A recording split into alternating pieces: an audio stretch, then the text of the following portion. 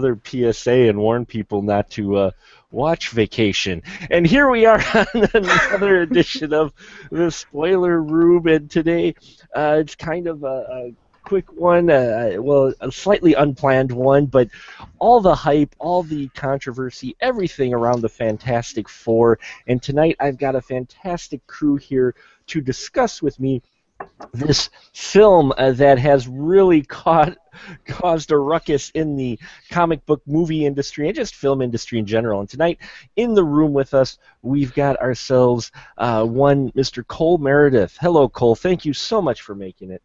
I'm glad to be here. Thanks for having me, Mark. Well, we appreciate it, sir, always. And Gonzorific himself, the lovely Andrew Shearer, is with us tonight. Hey, man, and like your podcast tonight, I was also quick and unplanned. Flat out. Oh.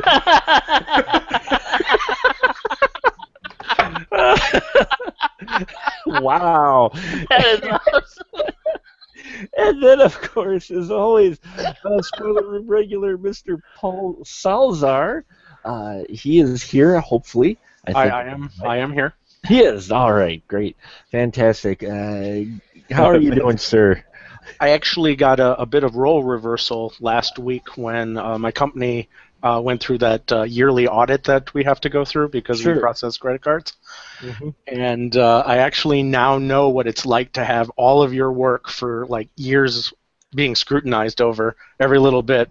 So now I kind of feel bad that I like give bad movie reviews. It's really painful. You've got critic some guilt. of that stuff. You've got critic guilt. Yes, I do. But now we're going to go to this movie. But now we're going to go to this movie. And how could you not feel cheerful talking about this movie?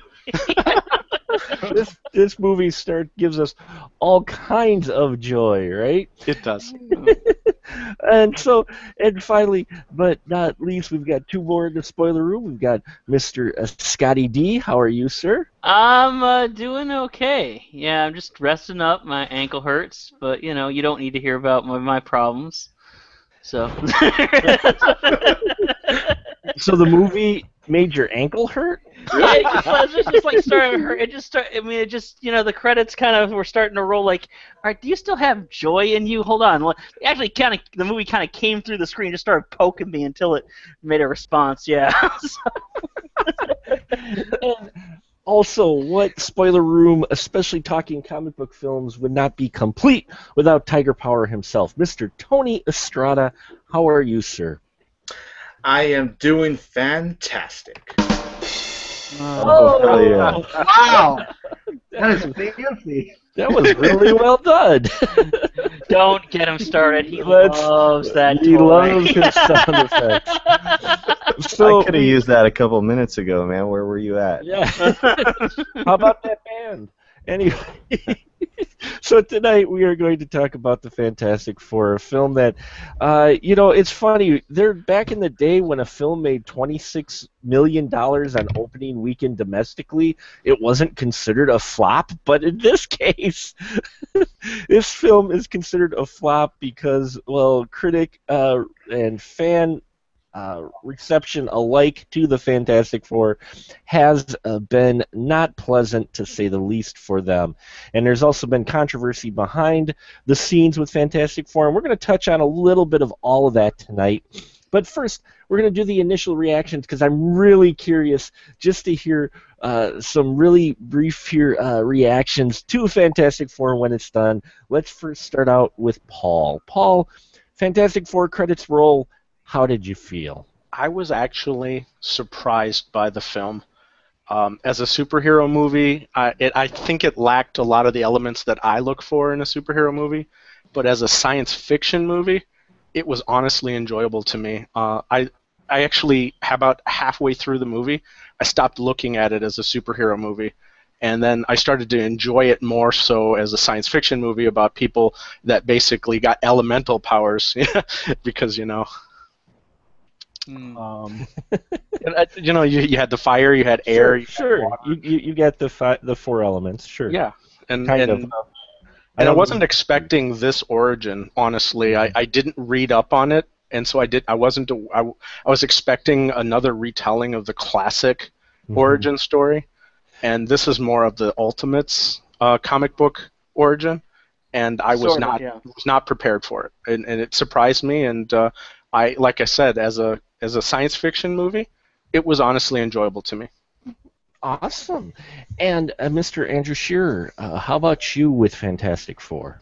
Well, you know, I really don't have a whole lot of interest in most superhero stuff, and unless I think it's doing something different. And I was not a fan of Chronicle, and so I was definitely not really interested in what this guy was going to do until I saw the trailer, and it was, like Paul said, it was cut like a sci-fi, and I was like, you know, the thing I like best about any superheroes is the origin stories.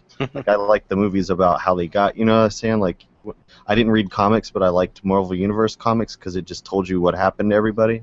Like how their face melted off or they got bit by a turd or whatever. So, like, Calm down, that's in Phase 3.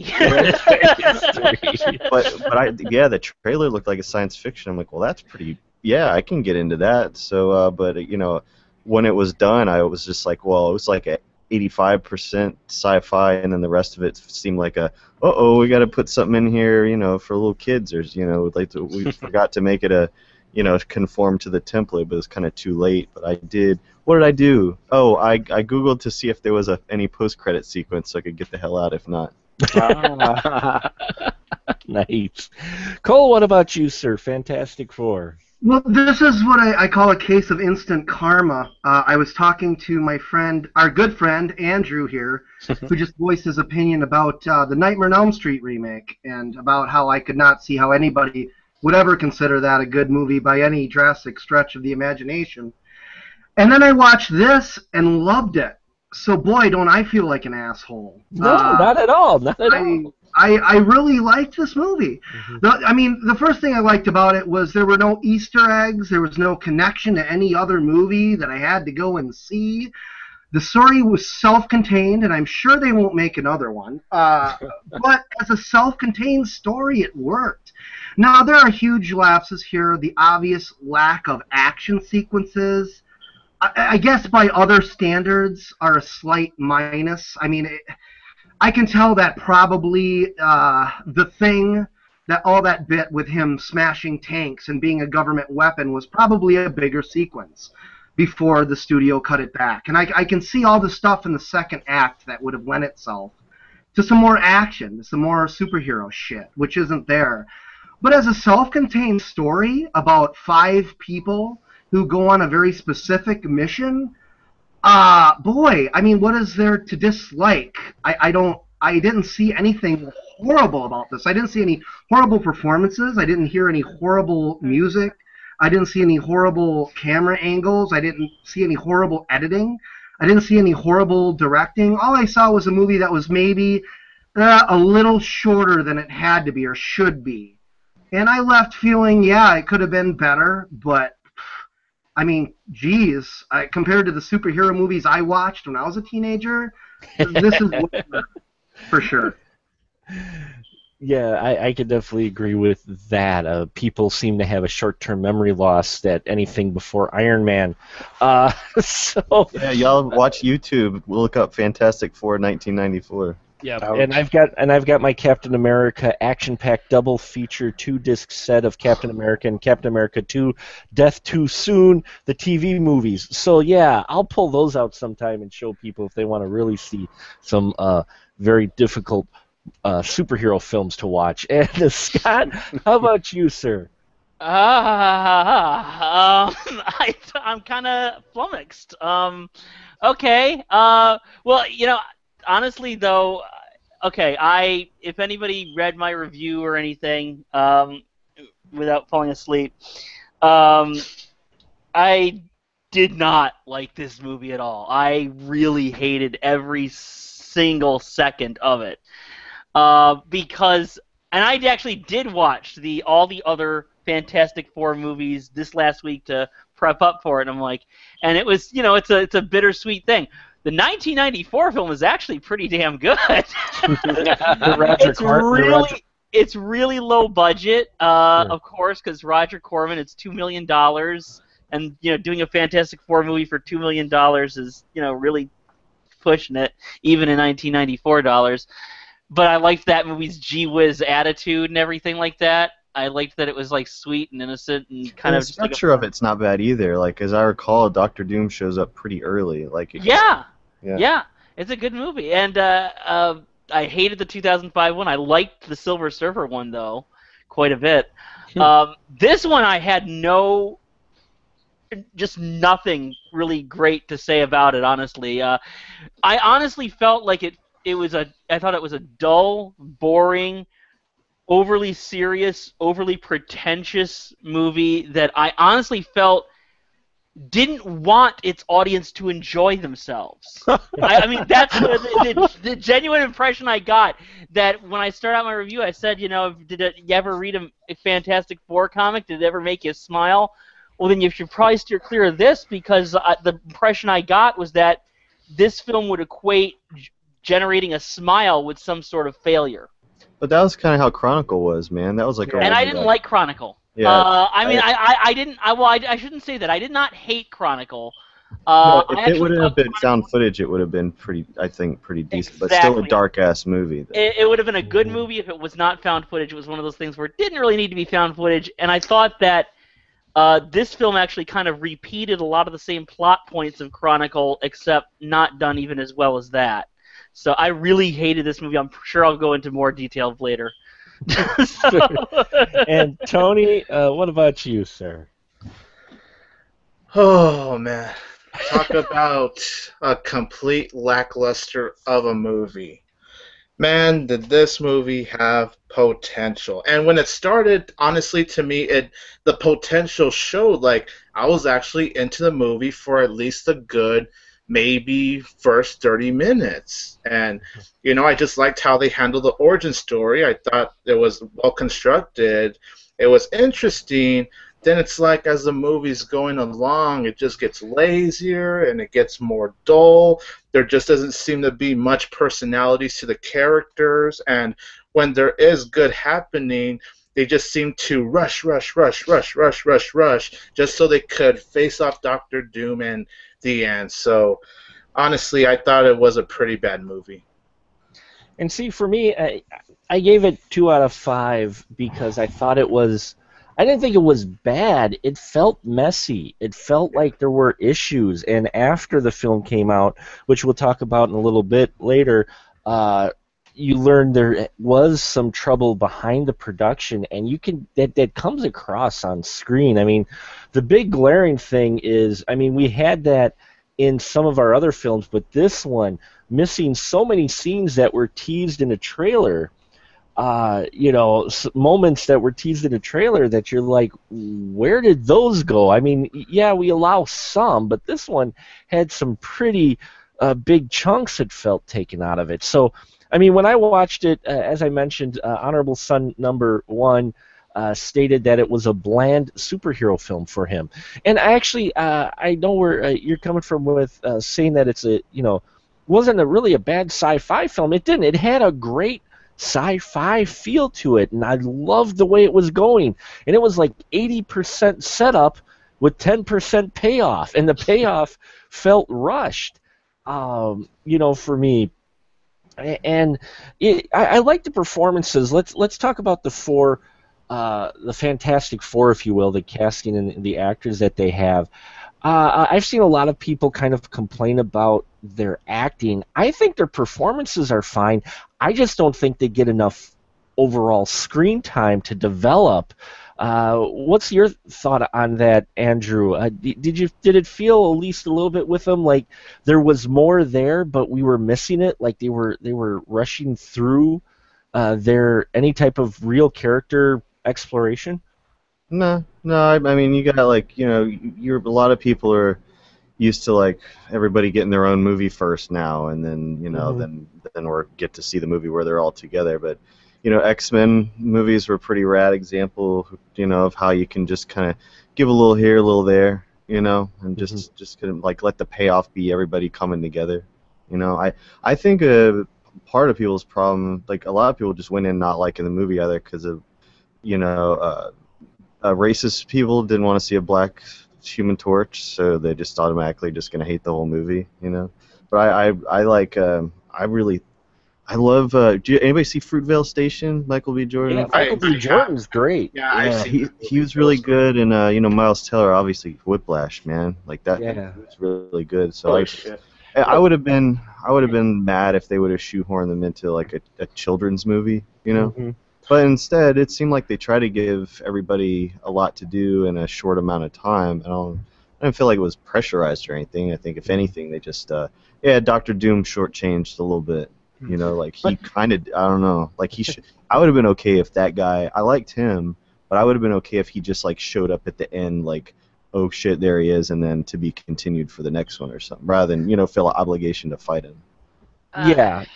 Yeah, that end fight really felt forced, like it was Like tacked. I would have been cool if it wasn't in there. Like I liked everybody. Yeah. And I even thought he was cool too. I didn't care about I didn't want to fight. I'm like I got invested in everybody's powers and dealing with how that happened and shit. And but I really think like that template of that first X-Men, it all hinges on casting. I guess everybody here probably liked Ant-Man, right? Can you imagine Ant-Man without No. Paul Rudd being a good movie? Like that? Scott didn't like it, but You know what I'm saying? Like everybody else did, though. Everybody else on the planet seems to like that movie. I'm saying, like, like I think a lot of it has to do, your likability of your character has to do with who you put in there, and putting like really good, like proven good dramatic actors says that you better make like a dramatic kind of movie. So If I can just say, I think everybody in this cast is an amazing actor. Yeah. In a different movie. Rooney Mara did the girl with dragon tattoo. Freaking was awesome. She wasn't in the movie. Wasn't? That was She- Kate you're Mara. thinking of Nightmare on Oh, Elm I'm thinking of the wrong Mara. I'm sorry. God, never mind. who also I knew I talks was gonna about fuck her that own up. media This is career. why I I do. knew that was. this is I why knew I was do- gonna screw that up. See, Mark, this is why I do my podcasts on Skype, so I can edit them afterwards. No, I'm slowly put that out there. I got the wrong Mara. They look very similar too. No, I'm going to but- tell you that all these people are great in other movies, but I thought Jamie Bell was miscast in this movie. Miles Teller had for the most part, I thought just didn't get a chance to do as much as he should have. Michael B. Jordan's a great actor ordinarily, but he was, and you could tell his character had some real conflict, but whether it was left on the cutting room floor or whatever, you just didn't see it. And Kate Mara, I think no character in this movie got as shortchanged as Sue Storm. I mean, I think that, it's so appropriate that she's the Invisible Woman, because the movie makes every attempt to forget that she exists. At one point, it just forgets. She's not even invited on the initial mission in which the team gets their powers. She just gets them like accidentally. Well, after the fact. She's given really nothing to do in any of the big sequences. The only time they give her anything to do is like, oh yeah, by the way, we need to find this guy, and so she does like about 2 minutes of searching on the internet, and so like they can put that in, and basically I actually got like a really bad vibe from that. I don't want to like instill any kind of political views on a movie, but it really felt like, as basically the only woman with any role in this movie whatsoever, that she was there. Like for instance, in the last scene, it was like the exact pattern where she is there to kind of interject a comment here and there to show that women have something to contribute, but then everybody just ignores her anyway, which was what was going on the entire movie. I thought that what they did to her was just a crime, and I think that all these actors, Kate Mara, Miles Teller, Michael B. Jordan, Jamie Bell, all of them are really good actors, but they're good actors in different movies. Here I got the really distinct impression that they didn't even want to be in this, like they knew something was up. You kind of got that feeling, or at least I did, when I was watching this movie. But she was good in Dragon Tattoo, though, right, Mark? We can kind of all agree on that. Nobody. I'm not gonna live that one. I'm not gonna live that one down. I actually was not a fan of the girl with the dragon This is tattoo. my There we fault. go. Here it comes. It's almost as bad as the Baldwins. Okay, I got them mixed up. To the elbow. Anyway, Cole, what about you? How'd you feel about our four main characters in this film? but I didn't have any problems with any of them. I own a few of the comics. I'm not. I don't know as much about these characters as, say, Batman or Spider-Man or any of the characters that I devoted my childhood to reading. But I didn't have any problem with the way any of these guys were represented. Like Scott said, I've heard some negative feedback about her not being invited on the initial trip. I'm not sure that that's a negative. I think that she was smarter than any of them and wouldn't have gone on it anyway. They did it drunk. To me, it was like very much like The Fly. They're talking about teleportation, right? Why does Brundle go through the first time? Because he's wasted. To me, as Paul was saying, I very much felt like this is a great sci-fi movie. And about halfway through, I turned to my girlfriend. I said, "What, is this a bad movie? I mean, I am actually really enjoying this." And she said, "This is awesome." So, I think the characters were great. Like Andrew said, some shit at the end there was shortchanged. Yeah, I feel like there were some action sequences that were deleted. I like how they made the Thing all soft-spoken, man. Like, wasn't he great? Like, the way he talked and shit. I love the Thing, and I love that actor. Jamie Bell, is that his name? Yes. He did a film with Cillian Murphy, and I forget who else. It was a 3-character thing about 3 characters in a cabin while the world is dying from disease. And I hope I'm getting the right actor. It's been a long day, but I like him. I think he is great, and I thought he was a great Thing. I would have liked to see more of him before he changed, but then again, I don't know all what went on behind the scenes. I do feel like this film, at an hour and a half, moves very briskly. But the characters themselves are great. I feel like I got enough of each character. I knew who the Thing was. I knew who she was. I mean, I felt like I knew who all these people were. And the father, the father of 2 of the characters is probably like one of the best supporting characters I've seen in a comic book movie all year. I thought he did a great job. And I love the scene where Dr. Doom is just like people's heads are exploding Mars Attack style. Yeah, that was rad, wasn't it? Oh yeah, I couldn't believe that. That was gory. We'll talk about that in a little bit because I want to just touch on that for a superhero film. But I wanted to get Paul's and Tony's feeling on these 4 characters real quick because there was controversy with the casting. Paul, how about you? How did you feel the casting, and do you think the characters got enough time to at least that you got to know them enough to where you cared at least a little bit, or?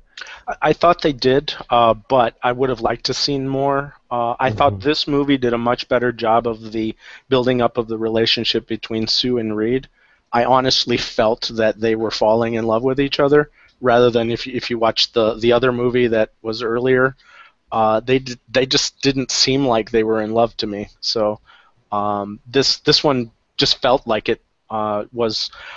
There was one problem that I had with the acting, and that's only because it's my own personal opinion. I like it when the Thing actually has kind of a Brooklyn type accent. Yeah. To me, that's Ben Grimm to me.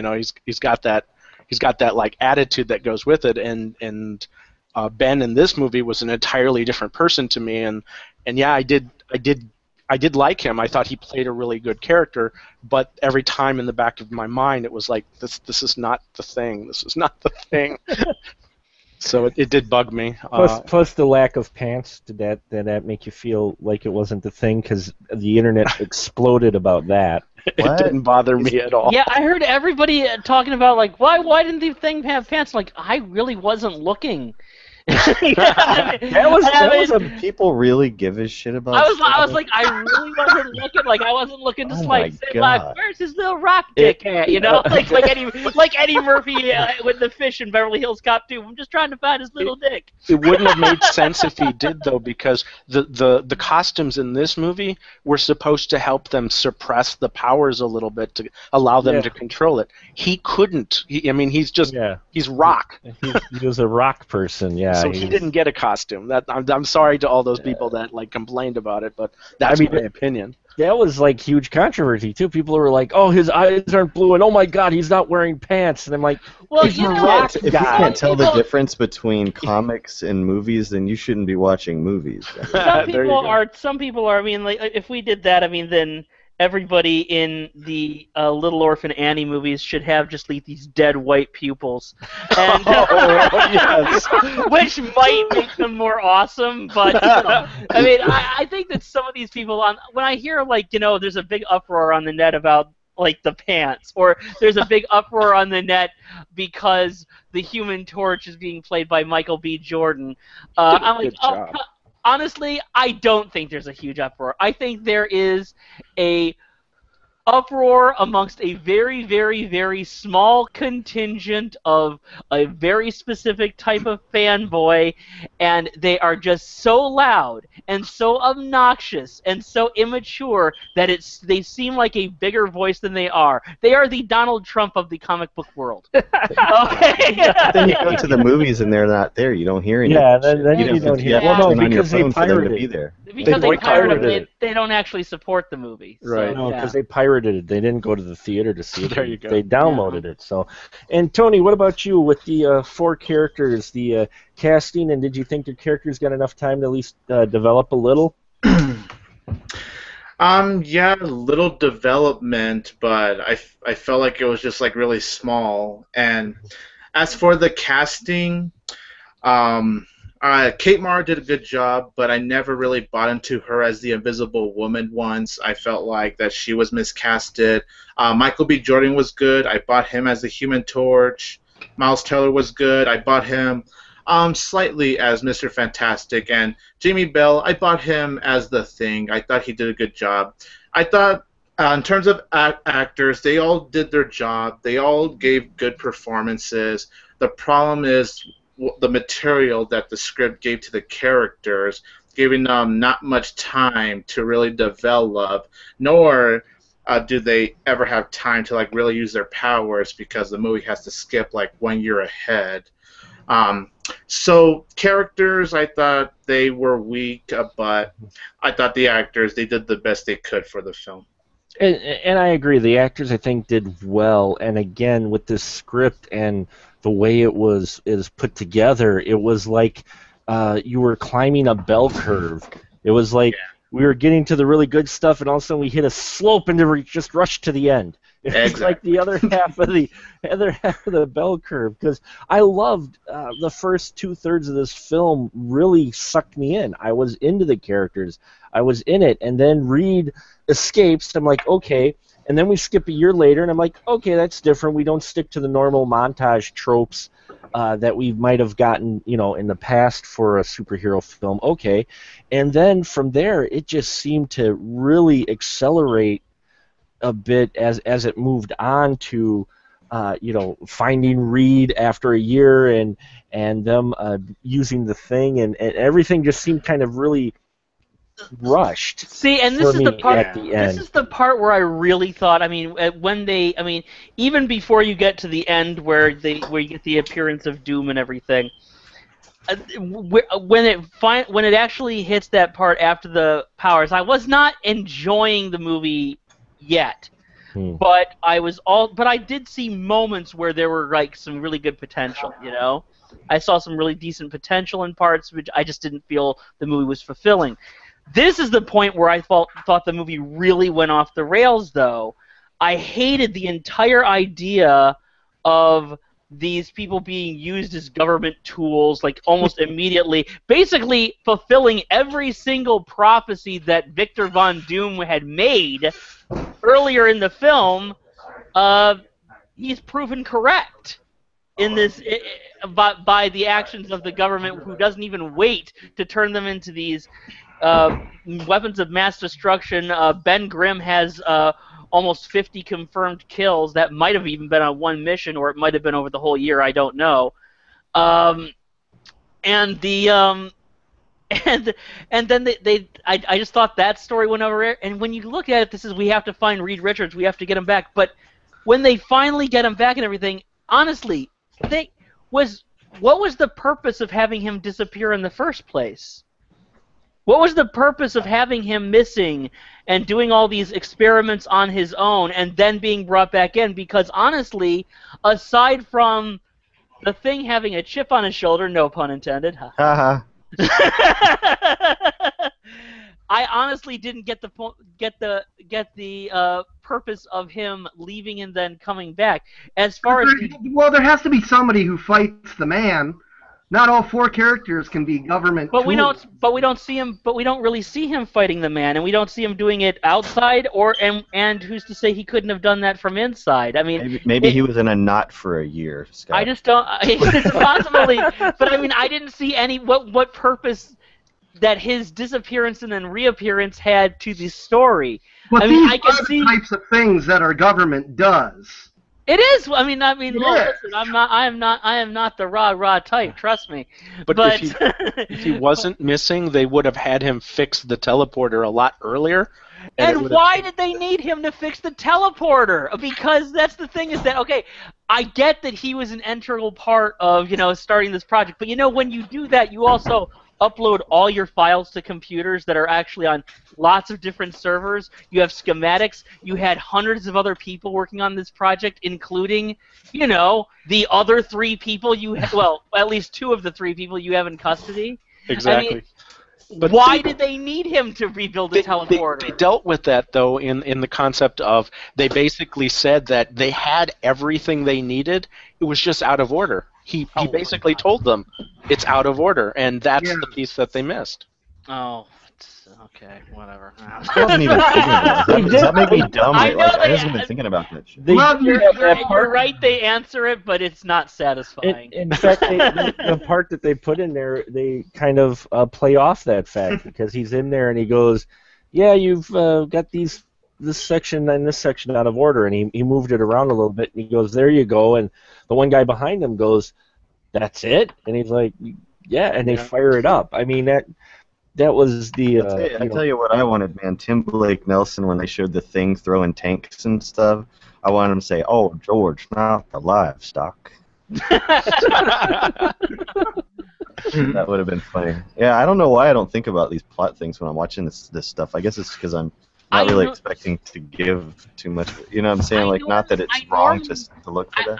I normally don't, but I mean, this one really... I mean, a lot of them just really stuck out to me when I was watching this movie, and I'm not the type of person who does that. It was really bugging me. Well, apparently there is footage out there that was cut that showed Richards actually what he was doing and globe hopping around, avoiding the government and going into more of what he was trying to do. And let's be honest, probably blowing himself a lot. See, wow. Whoa. Wow. Wow, there's some mental image I got now. I mean, if we're going to be turning this thing inside out, I mean... Andrew, I don't know what I would do without you sometimes, man. Wow. Did no one think about that? I did. I was just thinking of how interesting he's going to make things for Sue Storm. But wow, they could reenact. Not big enough. Not big enough. How about now? How about now? Damn, woman. They could reenact hentai scenes, but no. Besides, sorry. Oh wow, off the rails. Anyway, I feel like that was my fault. I'm sorry. She never dropped something like that in front of me.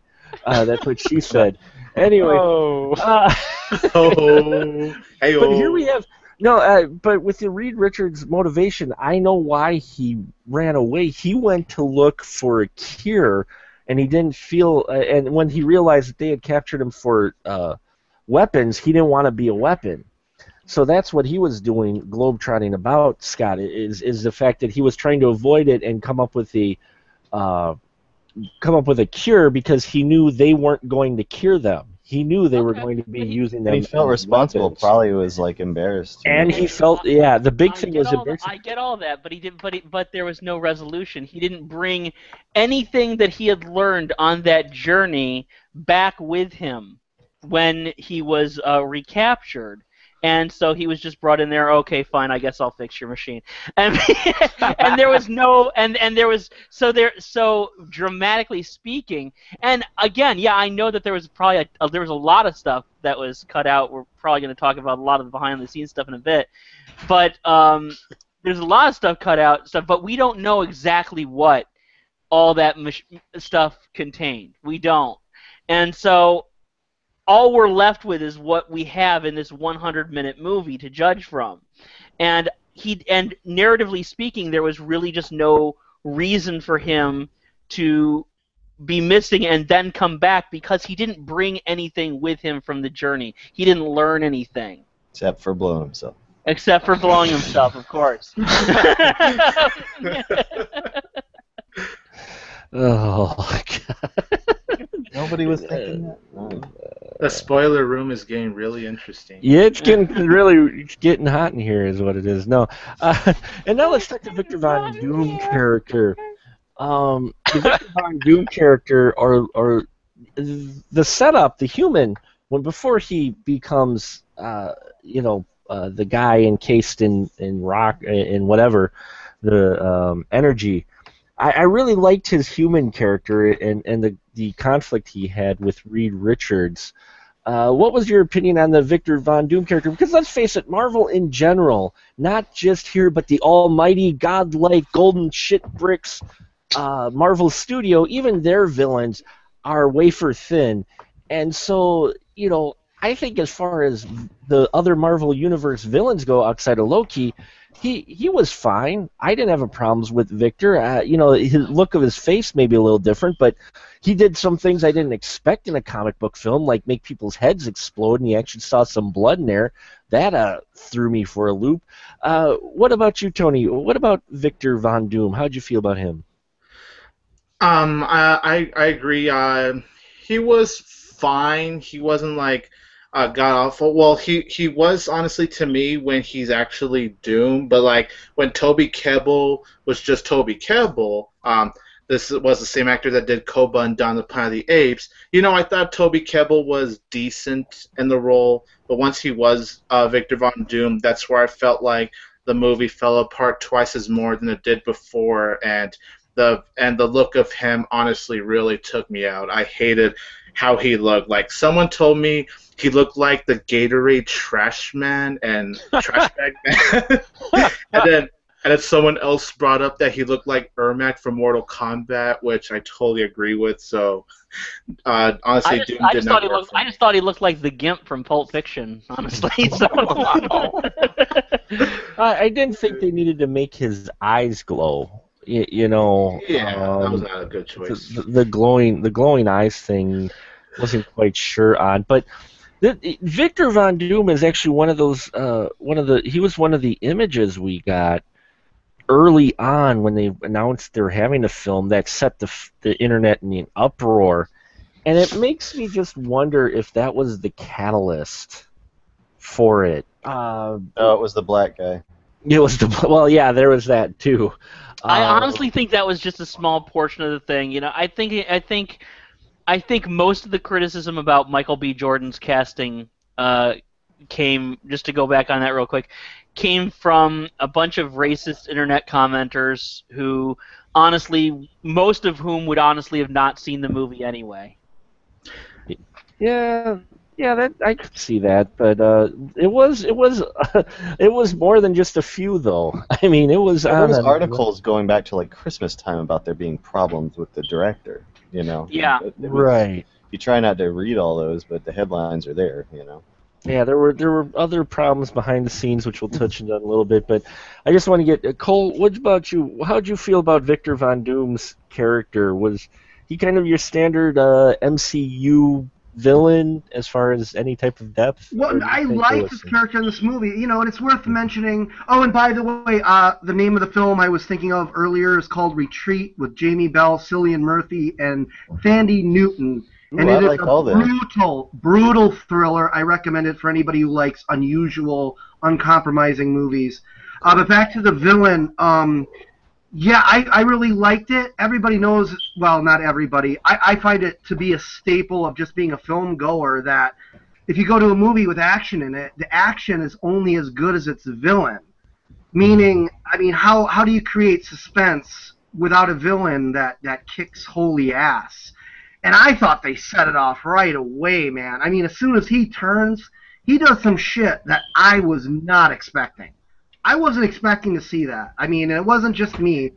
Everybody watching the movie, at least in the theater I saw, was pretty blown away by that sequence. It's nothing I've seen in a Marvel movie. I wouldn't see anything like that from, let me rephrase, a Marvel Studios movie. Right. I really thought that was great, and this is the thing this is where I have to separate myself from the rest of the comic book fans, or at least the vast majority of them, is that I don't need a whole lot of comic book action to be excited. If you read comic books don't open with action and close with action. There's a whole hell of a lot of exposition in there. And this movie, I mean, the action in it is all the more, to me, cool because there isn't wall-to-wall action. By the time you get to that last sequence, yeah, they only use their powers a few times, but the moments when they do are so much more because you don't see them use them a whole lot. I mean, let's face it, all of us just reviewed the second Avengers, and I think I liked it more than anybody, but we all said that by the end of the film, well, we're a little numb. And this one left us craving more. So maybe there's more of a happy medium. But I don't think the answer is more action, more superpowers, more special effects. That wasn't going to help this movie. If anybody has a problem with this movie, I think it's in the concept, and I don't think the villain is lacking. But then again, I know about as much about Doctor Doom as I do about Austin Powers.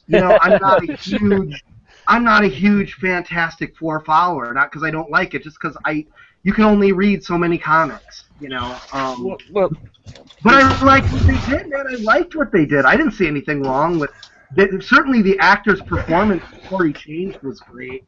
And the effect they used afterward, I thought was terrific. I liked the glowing eyes.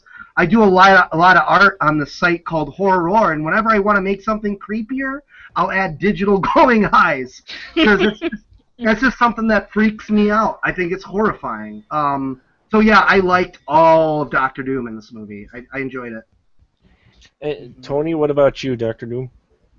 Didn't I talk about him? Well, you did talk about it. I apologize. I believe Paul, we didn't get your view on Dr. Doom yet. Dr. Doom, yeah. I thought that they did a really good job with him and Reed. I liked their interaction. I liked the kind of rivalry that they were having because that made sense to me. It seemed like they were making themselves better as they were going along. I would have liked to seen more of the triangle between Reed, him, and Sue. I thought they didn't do that much enough with them. And then the comic book lover in me hated Doctor Doom, liked Victor Von Doom. But again, I wasn't prepared for the Ultimates version of Doom. So the metal skin and all that stuff. I wasn't ready for that, and I was expecting, a little bit more of the real Doctor Doom thinks he's doing good, and this version of him was like, I'm going to destroy the world because it's bad, and it kind of left a little bad taste in my mouth. But again, when I started thinking of this as a science fiction movie, he was a good character. He was a good bad villain. Yeah. So. I guess for me, I had a little problem with the motivation behind his character of destroying Earth, but even more so, it falls into the problem I had with X-Men, with them picking up an entire stadium, and Ultron, where they picked up an entire city. And this kind of fell into that category for me, where I'm like, not every comic had entire world destruction villains going on that I've read, you know. But here, it's like, I mean, we've run into that recently with a lot of these comics where it has to be the world. You know, even when it's just one hero, it's always the world. Mm-hmm. That is in, you know, what about just the city? You know, what about just that? But for me, his motivation, I mean, he showed up on Earth, he's like, yep, I'm going to use Earth to use energy for my planet, to make my planet better, and he makes this huge crater, and I'm like, why do we have to feel the need to go on such a high scope for an ending? Well, it's before you start, Scott, we are going to be joined, hopefully here, technology does not fail us, by another member of the room, Mr. Sean from 4 Geeks Like You. Hey. So he's getting set up there, and so he's going to chime in, and he's a big comic book guy, so I'm very glad he was able to make it. So I'm sorry, Scott, I didn't mean to cut you off. Would you? No, I look forward to it. I just hated the character. I really did hate this character. I mean, it's not that I don't see like the potential in the character being, you know, suspicious of governments and everything like that, but I thought that before he turned Doom into Doctor Doom, he was basically written, I think, I got my review in front of me so I wouldn't screw it up. I said that they rewrote him as now I lost my place. That they rewrote him as a immature, socially awkward, pitiful whiner who is shy around girls. You know, and so that wasn't exactly threatening to me. And then it comes time for him to actually be Doctor Doom, and where do you see him? You see him in the very same spot that they had teleported to a year before. So he had been exploring. We thought that he had been exploring this world, but no, he was just hanging around the same spot for a year. Immediately sees a teleporter, just starts walking towards it. All right, shit's on, and just starts going towards it, and decides. And because the movie had already confirmed every suspicion this guy had about the government earlier in the film, they had to say, God, then how are we going to make him the bad guy when it turned out he was right all along? Okay, genocidal maniac out to destroy the world. Done. It really felt like they actually had to change the character at the last minute. I do know that a lot of the reshoots that happened, and reshoots are actually nothing new in themselves. Virtually every major movie has reshoots, but this one had more than most. I know that a lot of the reshoots did involve this third act with Doctor Doom, so maybe that is another explanation for the complete, change that you got from the Victor Von Doom character to the Doctor Doom character. But no, this one didn't sit well with me either, guys. I'm sorry. Wow. All right. I just have nothing nice to say about this. The only thing I can say that was nice about this movie is that the movie was short. I was glad that we didn't have another.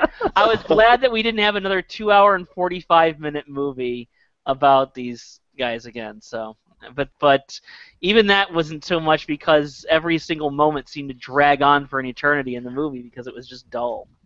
Wow. Well, see, for me, I was hoping for longer. And again, I think it was mentioned earlier, the reason I was hoping for longer is because people forget that, when you did the Avengers, everybody had their own movie to explore their own character. Here you have 4 characters. You're doing the origin story. They each have their own personality. They each have a little bit of backstory to them. And you want to try to explore some of that. And I felt like the first chunk of this film was doing a very good job of that. And then it was like at one point they were like, no, okay. You can do that, and you can do that in a movie, though. I mean, hell, even some of the even the 2005 film, which I don't like, did a decent job of setting up who all these people were. You don't have to give Mr. Fantastic his own movie, Invisible Woman her own movie. I wasn't saying you needed to. I didn't say you needed to. I was just saying you needed a little more time to explore them, though. That's why the other film was longer, was because at least we got a little more time with the characters after they got their powers. And this one, we didn't get a whole lot of time after their powers. We got a 1 year later thing, and suddenly we're already fighting Victor Von Doom. I think that's just either poor editing or poor scripting, honestly. So. Right, and that's what I'm saying is I see the potential of where this film could have gone had it gotten a bit longer runtime, and it seemed like a lot of it was chopped up in this film, and from what is coming out afterwards, it sounds like it did get chopped up. So hopefully Sean can join us back in here, and we can get his opinion on the film, but looking at the stuff that came out afterwards, it did bring some things to light and more sense. And I would hate to say that a studio wanted a film to fail, but if there was ever a film that had a feeling that it was being self-sabotaged, so to speak, in all honesty, it felt like this film. And it also made me realize about indie film directors. So I want to touch on a couple of things with this, with the behind the scenes now with it, and I hope people won't mind because it's very interesting to see that the reaction right after things got negative and started going downhill was Trank messaging how his vision of the Fantastic Four isn't the vision we got at all, and that his vision was longer and would have been better. And we're like, okay, so well, we don't know what would have been longer. He just said he had a cut that he was very happy with. Right? No, actually, I saw an article where he mentioned, I think it was later on Reddit, where he mentioned that his was actually the cut he had that he was happy with was a little over 2 hours. Oh, okay. It was about 130 or 140 minutes or something like that. So I mean, it was a longer film. One of the cuts he had. I read that. I think he mentioned on a Reddit post later on. So, you know, it makes you wonder what the film could have been with this. Now, you shouldn't really take that into account because you see what's on screen. But this film got negative press right from the start. Do you think at all that a studio may have just threw up their hands and just made the most of this, or made what little of they could, and maybe hope that they could fail, taking the producer's route of, hey, you know, if we make a really horrible movie, we can make a lot of money and never have to pay the investors back? I mean, what do you think about this film? Because there are some theories out there that they did actually kind of sabotage this film in a way. Andrew, what do you think? I think that you know, it's a pretty clear message to anybody that wants to make a superhero movie that, you know, you can't be an auteur with it. You can't put a director stamp on it. These things they keep rebooting them and starting the franchise over because they do, you know, they are kind of now just kind of being I don't know what's the word for it. It's like an assembly line type thing. You know, they I don't think people like him really belong making movies like this. And a good example, the guy that made Safety Not Guaranteed and then made Jurassic Park, he made exactly the kind of movie everybody expected to see. You know what I mean? There was nothing sideways really about it, and that's why everybody loved it. It was exactly what you want from it. This guy didn't make what everybody would want from a superhero movie. You know, it's like Fantastic Four, the Netflix series, right? That's the way he kind of seemed like he was wanting to make this thing.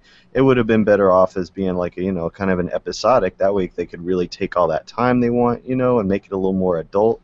But you know, you gotta. I hate to say it, man, but at the time of like the Christopher Nolan stuff, like you got to be somebody big for them to let you make a movie like those.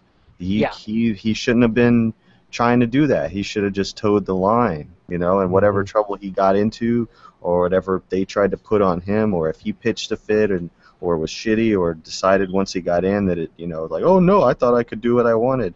What a moron. No, you can't. Not with stuff like this. You know, I'm not trying to take anybody's side for real. But like, yeah, if this would have been a TV series, everybody would have been talking about how great it is because they wouldn't have had, you know what I mean? Like we could have seen like everything. They could have took that time like that. But like with you can't make Fantastic Four. Most superhero movies, I'm telling you, man, the future of superhero movies in the theaters, it's like family stuff. you know, and this darker things or more, you know, like different kind of takes on it, more grown up kind of takes on it. That's probably going to be like Daredevil is like a huge hit, right? It's not the same. If they would have made Daredevil for like the theaters, it would have been totally different. Like I don't think anybody could really like disagree with that. It's just, you know, I think maybe they're trying to send a message, you know, just like you want to make a movie for us, you want to make a superhero movie for box office dollars. You know, this was going to happen to you if you try to make it something that's not, you know what I'm saying? Like they want to go by the numbers, you know? They want to follow the MCU formula. Well, they want that money, don't they? Yeah. They don't. I don't know if they want to follow MCU. They want to do their own thing. They want to put their own stamp on it. But you know, honestly, the idea that Fox did this on purpose, actually tried to kill the movie on purpose. No. They just tried to make it like X-Men, and it didn't work out. You don't gamble $122 million on something you want to fail. Well, unless you're going to do it as a write-off, which led me to why I wanted to bring it up, because I just saw an article stating that it could lead to $60 million in write-off for the 21st Century Fox studio. That apparently this could be write-off to help with their bottom line, because I guess this year they have not been doing well anyway. The studio's been in trouble. They recently pulled, I guess there was an animated film, Underdogs. That's an old movie though. That came out that was a hit that's not a new movie. No, according to this, there was an animated film, Underdogs, that was supposed to open next weekend. And they estimated it seeing a $40 million run, but Weinstein's pulled that.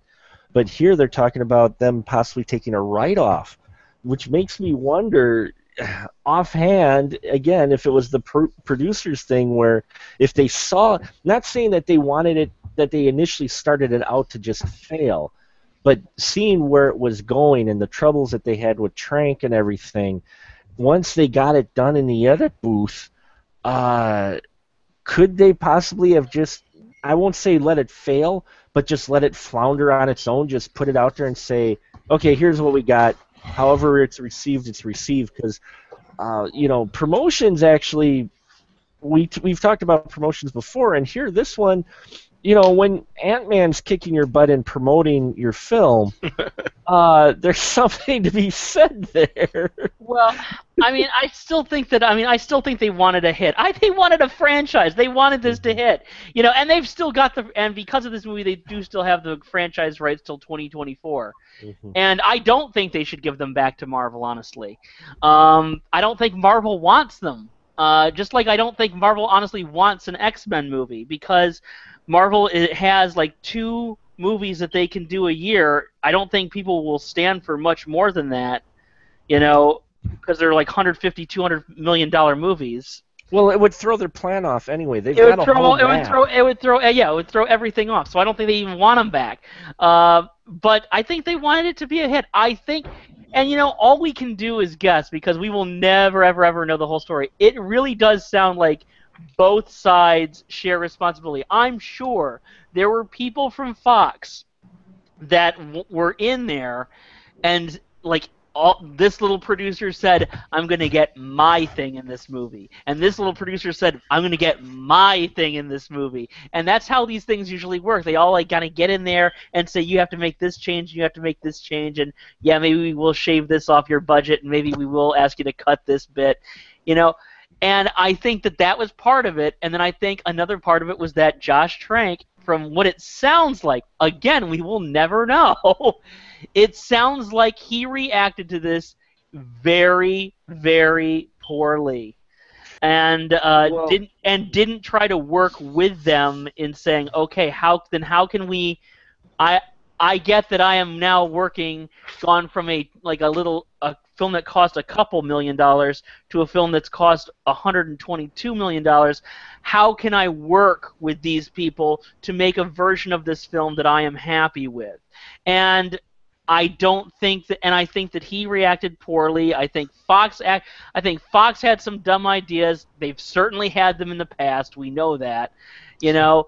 And I think that Trank reacted poorly, and it all kind of mismatched into this film. what I think we were left with is I think we were left with this film where everybody who was not either the producers, the studio, or Josh Trank was caught in the middle, and so we have these actors that just look flummoxed and lost, and you got a film where, like I said, to me it actually felt like I didn't think this movie wanted me to enjoy it. Well, which was insane to be watching this. I'm like, does this film hate me somehow? What's going on? It just doesn't like you, Scott. I don't get the tone just, I just never saw this type of attitude in a movie like this before. It was just, and it wasn't that it was a gritty reboot or anything like that. We've seen gritty reboots. It was this whole weird thing with the tone, and everybody looked like they were just at the film's mercy. Yeah, they did, and I want to get our filmmakers' opinions on this. First, I'll start with you, Cole. Is Michael working here? Yeah, his mic was working. Okay. It says muted. I see muted on there. Cole? Yeah. Yeah. See, it goes mute when he's not talking. Oh, I'm right here, guys. Causes a little confusion. Oh, okay. So. See, mine never does that because I'm always talking. Yeah. I'm sorry, man. So let's start this again. I'm not bailing on you. No, let's start this again. I want to get the filmmakers' opinions on this because, I understand his frustration, but isn't that a little bit of a bad form of the weekend, the day? It hasn't even been 24 hours old or 48 hours old, and you're already tweeting out saying, well, this wasn't the film I wanted to make. Cole, it was Thursday night. Is that a bit bad form? I mean, for an indie film guy who got his big break, and yeah, the film isn't doing well, but he immediately jumps on Twitter and starts throwing out an excuse rather than just either not saying anything or possibly owning up to, yeah, it's not the great film. Well, I can say this about myself, as a low-budget filmmaker, which is Machete don't tweet. I wouldn't read any reviews for probably 2 weeks, if ever. Mm-hmm. I would just look forward to my next project. I mean, I'm sure if David Fincher had read the reviews for Alien 3, he would have never made 7. I mean, can you imagine if the internet was out at that time? I mean, fuck. Wow. This is the age of the internet, and I just want to offer my own area of expertise, and this is an area of expertise. As a fan of The Crow, also a comic book movie, Tim Pope, who directed the second film, and I would say everybody in his cast and crew who went to that film opening weekend had no idea what they had done. I mean, Tim Pope had been kind of, pushed out of the editing room, sure, but all of the promotion for that film, including trailers where 2/3 of the clips aren't in the movie, all the promotion for that film, including interviews where actors talk about entire sequences that aren't there, including a story structure that is so drastically different from the script.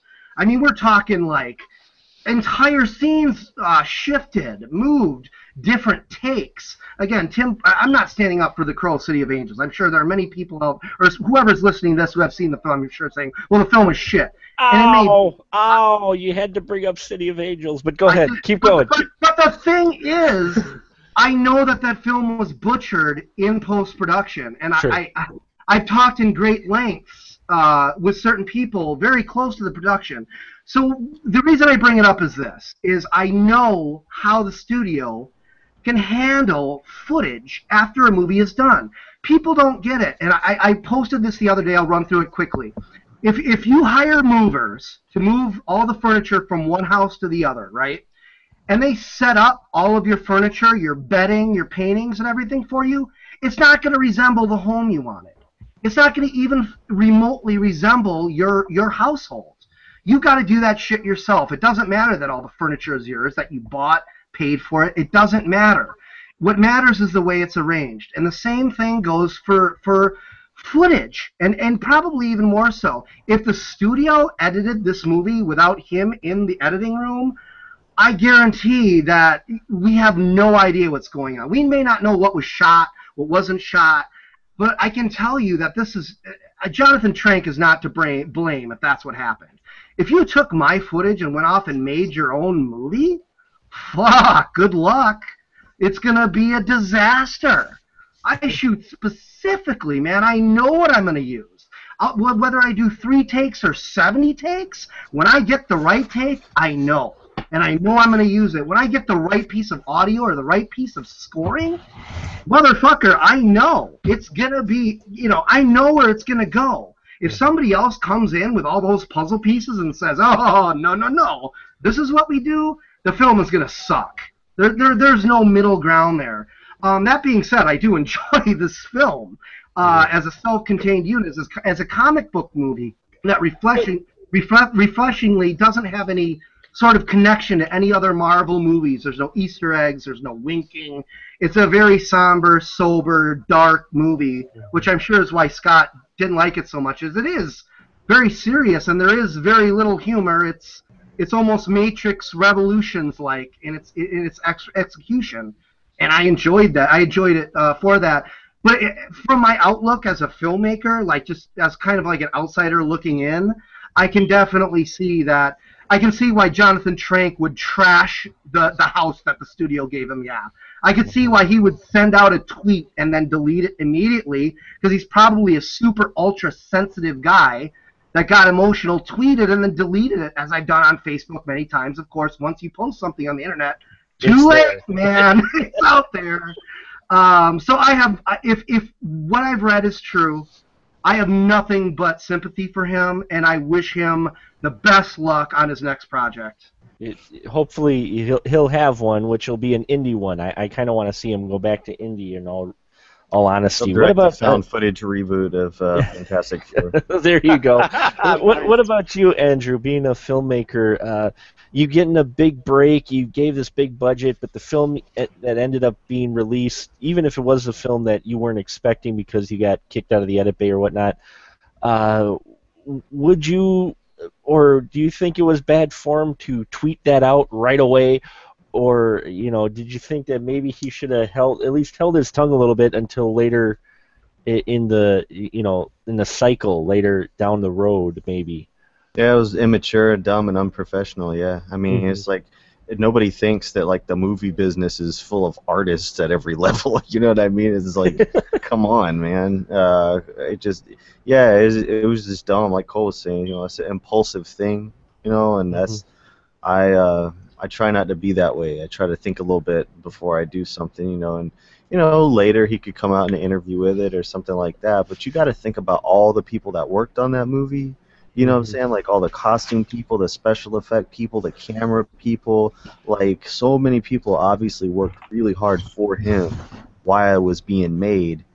And to just like shit on what everybody else did too, it just, man, that wasn't cool, at all. It's like, that's a good point. It's like so many people like want to just take some art to pieces, and I don't know if you've ever worked on a crew in a movie, that didn't end up being that great. You don't automatically go like, well, that means everything I did sucks or thanks, or do they just ruin everything? It's like, if you want anybody to work with you again, man, be cool. Don't be like that. Because you'd be like, hey, man, what happened to the movie? Like, shit, I don't know. You want to run camera on my next movie? Like, yeah, you were cool. We had fun. Let's do it again. Studio, whatever. But this, like, that messed up. You know what I'm saying? It took away from what everybody else did. And, just despite what you might think about the story or the editing or even the acting, it looks good. Like and obviously like those big sets when they walk in and you see the labs and stuff, and even like his garage when he's a little kid and the parts where it shows him at the science fair, like somebody built that shit and it looked great, man. And you weren't sitting there thinking about, oh, that looks like crap. Everything made sense, and so I try to look at the big thing. That's why I'll either say something good or talk about the parts I did like, or I just will talk about something else, because even at a little bitty level like what I make movies at, everybody's trying their hardest. Right. Yeah, and that's always the difficult part that I run into with when I I always try to look for the positive in a film, because especially after having worked on a crew, I know how long of days you end up putting in when you're sitting in a barn with no ventilation and you're trying to get that one shot and everybody's sweating and tired and it's hour 12.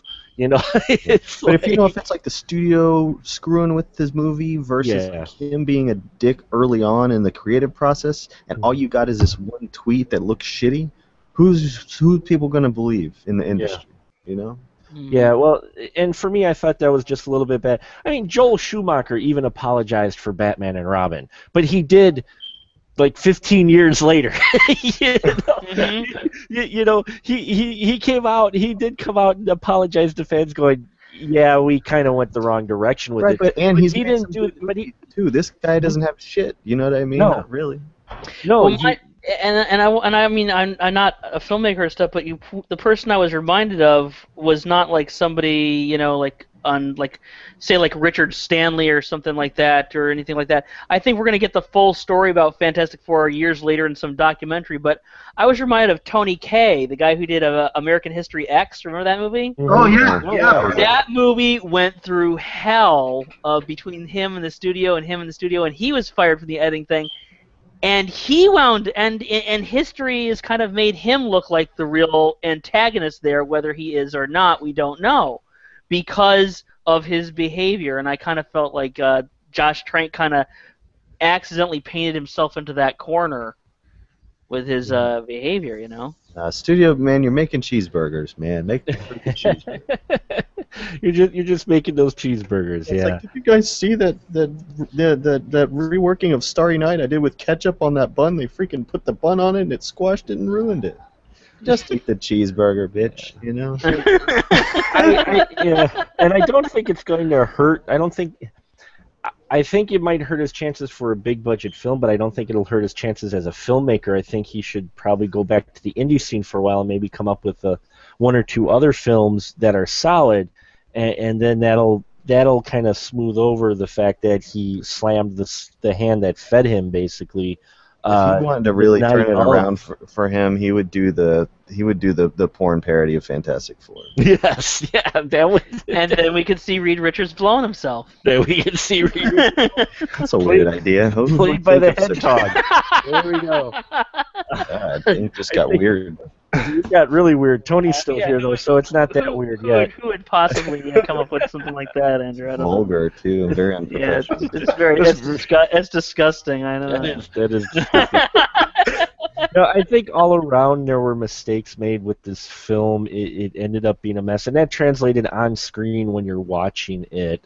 The more you hear about it, you look at the way the film is put together, and I did find it enjoyable. It build up. I thought I would have liked to see more. It was quite bland, and it felt like a bit of a mess of a film to me. You guys have, those who've really enjoyed the film, given me some more food for thought for it. But yeah, I think this is just going to be one of those that goes down, and we'll learn a lot more later, like Scott said. You'll down the road, someone's going to film a documentary like they did for the Tim Burton Superman film. Someone's going to do a documentary down the road, and we'll probably learn a lot more of the nitty-gritty behind it. Or the for great the- documentary they just did about Richard Stanley and Island of Dr. Moreau. Yes, or something like that. But what I do want to say is, so here we have Fantastic Four, and the final bit I want to say is, do we really need a live-action Fantastic Four film? And if it goes to Marvel, is it going to be any easier of a sell? Because I want to start out just mentioning, and I've talked to individuals before, and we've even mentioned it before, I think, on the show, is that some comic books just don't translate well to live action. And for me, it's a really hard sell for an elastic guy. I'm sorry to take him as a serious villain. I can't. And there are some characters that just don't translate well, and I don't think the Fantastic Four would translate well even if Marvel picks them up and takes them over. I think Trank had an idea with this that was starting to work, but the ending of the film and when we get to the characters, it fell apart for me. So do you think that if Marvel studios picked up Fantastic Four, they would be able to do a better job and sell it to the audience. Let's start with Paul. What do you think? I think Marvel Studios would not make a movie for themselves. I think they would use the characters and put them in other, maybe in the Avengers to kind of give the Avengers a different look. And I think ultimately what they want to do is they just want to get all of their property back so that they can have the most amount of flexibility that they want. Well, and they can get. And control over their characters too, and Exactly. And they want to make those Reed Richards Elastic Man figures. So, Tony, what about you? Do you think Marvel Studios, if they picked it up, would be able to do a better job and sell it as a solo film, or would they do, as Paul said, kind of throw the Fantastic Four as cameos into other films?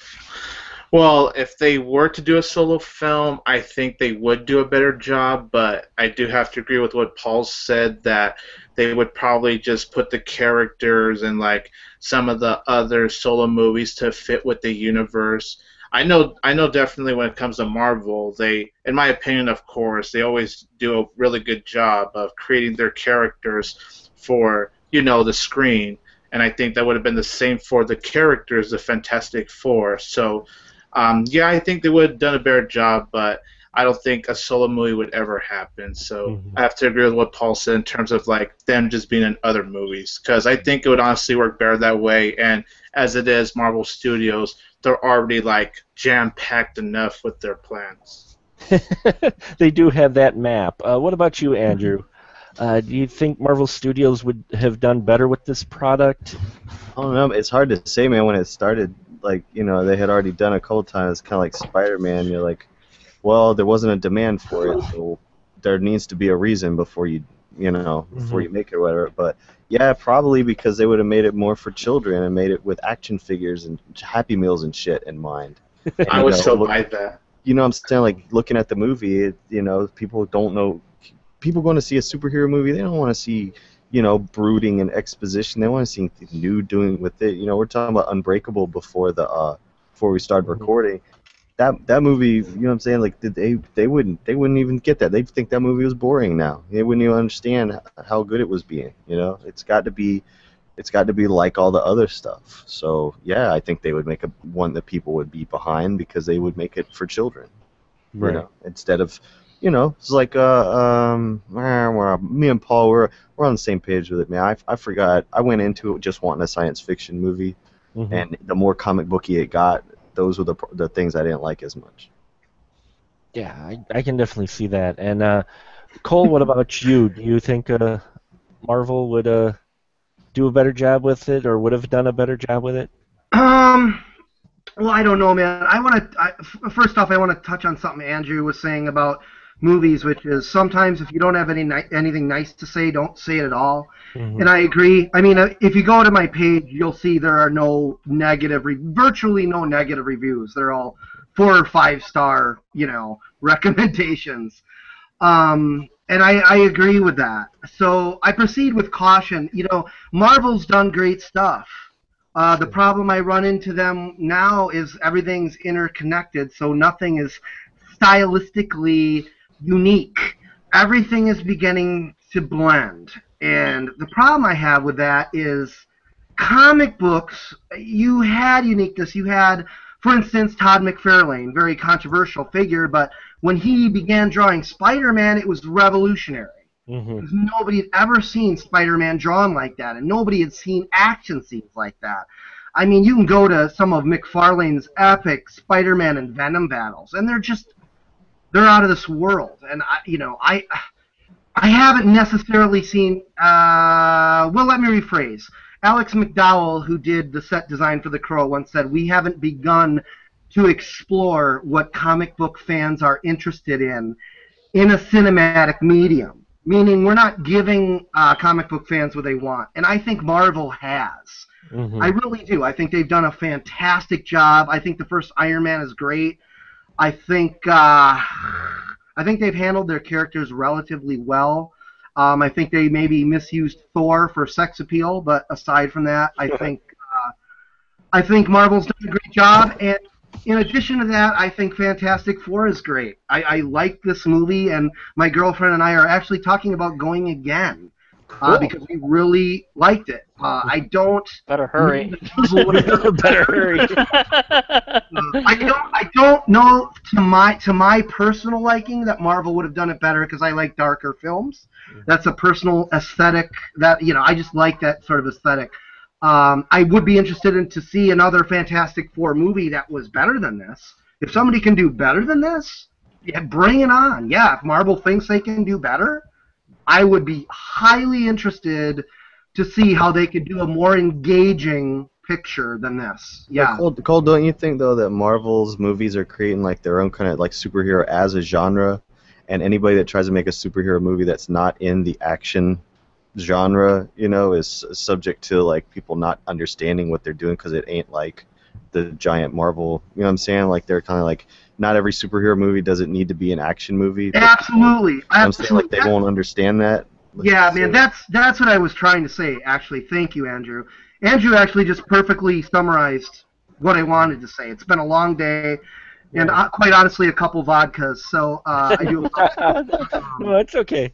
No, I do apologize, but Andrew literally did say what I just wanted to say. But I just want to go out on a limb here and also coincide with what Andrew said about just don't bash anybody. And I love Marvel movies. The fact that they're becoming, I don't know. I love Marvel movies, and I love this movie, and that's about it. I've got nothing bad to say about it. That's okay. But like Pixar did that, man. They made like what is the animated movie? They kind of set the template for that, and it's almost like people don't get it when a movie isn't bouncy and plasticky and action packed like a Pixar. You know what I mean? Yeah. It's like now you can't do. Tony was just telling me in the chat that Shaun the Sheep was at number 11. That's one of the best movies I've seen in years actually. I was like, holy shit, that movie's great. But people can't. There's no talking in it, and it's not nonstop action, and there's what I'm saying? But isn't there a danger then with that popularity and that homogenization? Absolutely. Of having a harder time doing anything different with it. People are misconstrued as bad. Extreme danger, and I would say I would liken it to the slasher craze of the late 80s. Something's gonna have to give, or you're gonna end up with. Like in the early 90s, you didn't have horror because it had just burned itself out. You had horror movies that didn't want to be horror. You had Frankenstein and movies like Wolf that, hey, this isn't a horror movie, So I do see Marvel running into that where people, superheroes aren't, maybe they burn themselves out, they burn the audience out. What came out from Marvel this summer? It was Ant-Man and Avengers, right? Yeah. Yeah. And I liked them both, but I liked Ant-Man less because of all the Avengers shit in it. Pardon my French. This is a kids' podcast. I should not be. No, it's not. What? Andrew was talking about Mr. Fantastic blowing himself. I don't think so. I was gonna say I don't think you need to worry about kids. We're not talking about balloons, kids. No. To the people watching this podcast, I hope you all have a motherfucking good day. Tony, that was awesome, man. That was awesome, Tony. Oh my god. He just unhooked it, man. I don't think. Yeah. The thing, I think if I can just real quick though. Yeah, go ahead. I think that could Marvel do a good job with this? Yes, absolutely. I think they can probably do the best job so far. But honestly, I don't get why people think that this is so hard to translate to film. First of all, of the Fantastic Four movies we have now had, one that was unreleased from 1994 was never intended to be released, and the 2005-2007 version, and now this one. Half of them have been actually pretty good. I think the 1994 film is decent. I would agree. I agree, actually. I like the whole gee whiz attitude of that movie, and I like even though I did not like the 2005 movie, I did like the 2007 Rise of the Silver Surfer movie. Yeah. I had a good time in that movie, and I watched them all again this last week, and I had a good time again. I don't think it's that hard.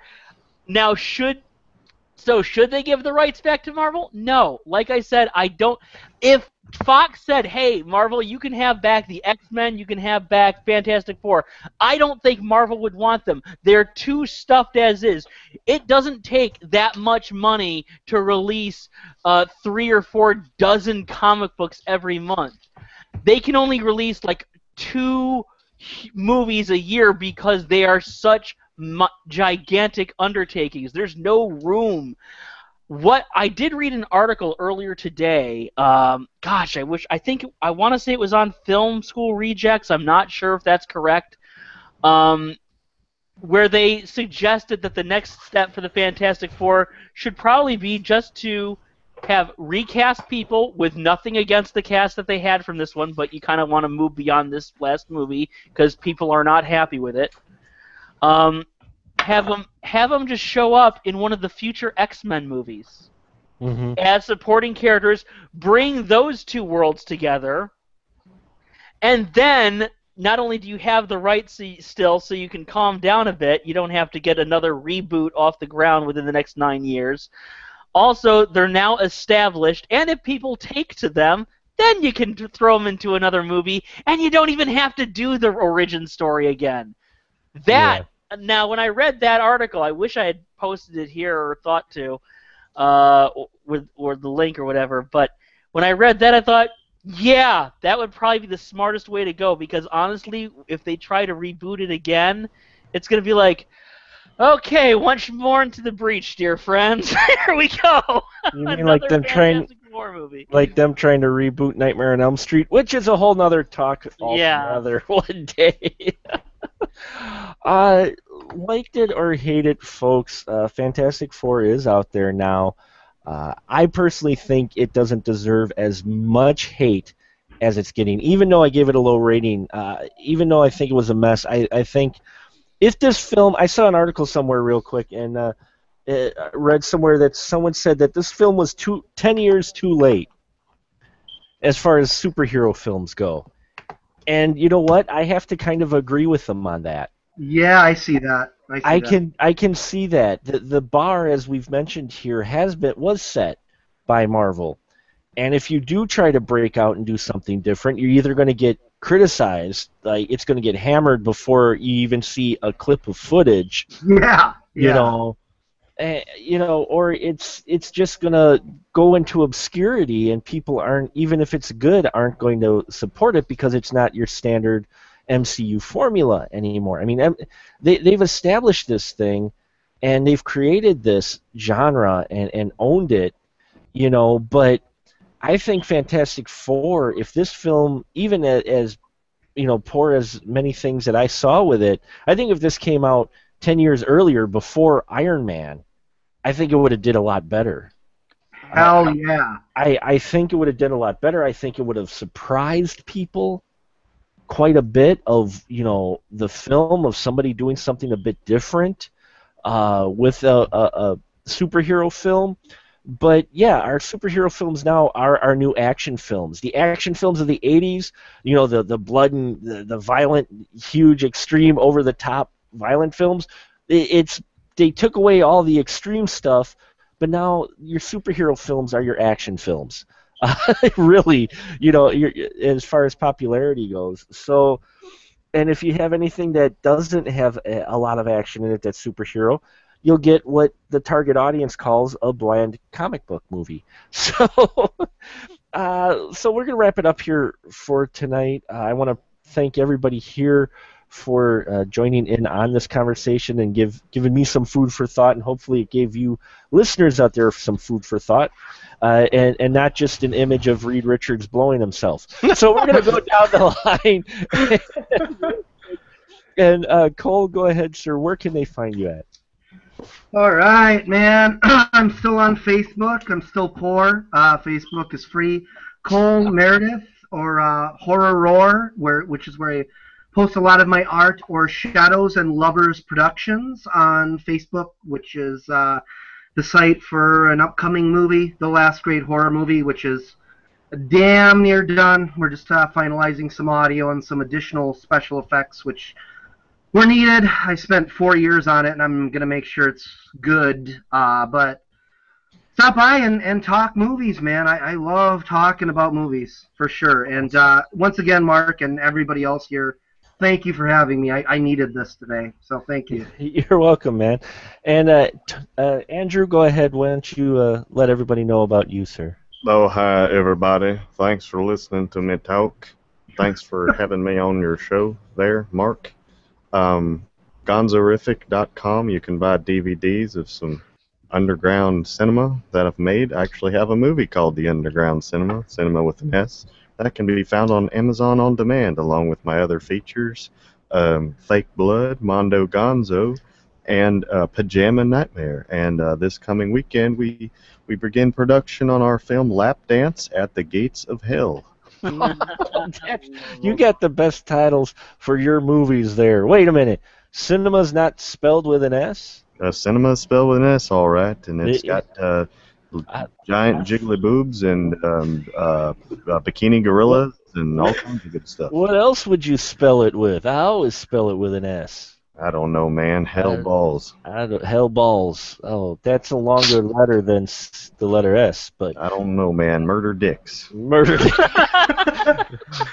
There's a movie for you right there. I don't know, man. It's a neo-noir film. Anyway, Paul, what about you, sir? Where can people find you at? You can find me at on Facebook, Twitter, and WordPress at Forsaken Film Reviews. Forsaken Film Reviews, awesome. Paul's like, what the hell? Where am I now? Something I said. Scott, what about you, sir? Where well, you can find me at movieocrity.com. That's where I write reviews and don't hold back on films like Fantastic Four, and usually actually review films that I actually enjoy on there. Also, you can find all the podcasts I'm on. And also my web series, Movieocrity. If you ever want to catch up on old episodes of that, then I suggest you check out the show at vimeo.com/channels/Movieocrity, and you can catch all 3 seasons worth of that show on there. Nice. And finally, here we are, Mr. Tony Estrada. Yo, Tony, tell us where we can find you at, man. You want to know where you could find me? You want to know where you could find me? Okay, I'll tell you. I want to know where to find you. Tell me. Okay. You could find me at youtube.com/22tigerdude, where I do my movie reviews, sponsor reviews, and all that good shit. You could find me at my Instagram at 22tigerdude, my Twitter at tigerdude22, moviepilot.com/tigerdude22, and my Facebook page at facebook.com/22tigerdude, and I hope you all have a fantastic night. Oh my God. That was the best thing ever, man. That was fantastic, Tony. He just kept going, ooh. And again, as always, if you haven't listened before, you can find this episode as well as many others on SpecialMarkProductions.com, on iTunes, Stitcher Radio. You can find links to all these fantastic people who have joined us tonight. We do reach out. I warned you about encouraging him. Yeah. It is unfortunate Sean had a bit of a technical difficulty, so he was unable to join us, but Sean was here with us in spirit, and hopefully we can get him in the room next time. I hope everyone enjoyed this rambling that we did on this film and gave you some food for thought and made you realize this film, it may not deserve all the hate that it's getting because the internet does love to hate, and we do love talking about films in general. And here in the spoiler room, the conversation is fresh, but we do spoil the movies.